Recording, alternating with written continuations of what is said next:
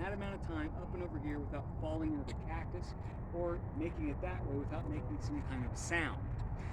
Now, what's interesting to me about this particular spirit is that there's a very similar one that is seen over in the Old Town area. I don't know if you guys have made it over to Old Town yet, but after I tell you about this location over there, you're probably going to want to head over there tomorrow or whenever you have free time. But there's lots of little tucked away patios in Old Town. And on one of the patios, there is a very small, very old chapel that is back there that's called Our Lady of Guadalupe Chapel. It's a beautiful little place.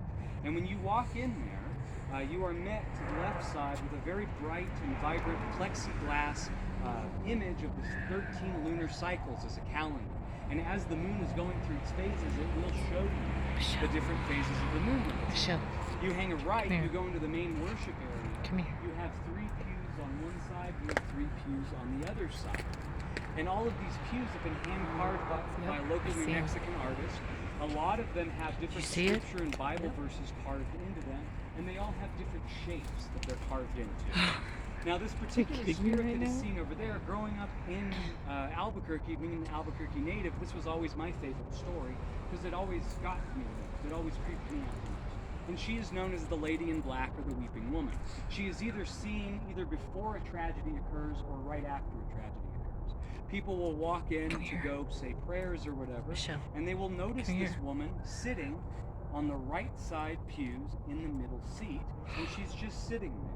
They think that she's a mourner or she's praying, but once again, like the lady described the woman here, they don't describe her as looking like a ghost. It looks like a flesh and blood human being. And then there is a Tree of Life painting that's on the center of the chapel, and people have seen her walk up from the pew silently with her head down to the center of the Tree of Life, and they say that she swirls down into it. Now, that's not what happened here, but I'm just trying to say that the similarities between the two spirits are kind of uncanny, because the way that people describe that woman, same way, middle-aged Hispanic woman, hair back in a tight bun and a shroud with no lit candle. So what I'm trying to figure out is why, if it is the same spirit, why is she being seen over here? She has only been seen that one time so far, as a full body apparition, so to speak. So that was the only time. But then since then, it has triggered a chain reaction of other strange things happening at this location. Other people that have been sitting here have had their own fair share of experiences.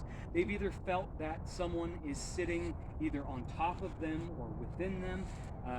Last night, as I mentioned, we had a woman that was sitting there, and she said that something poked her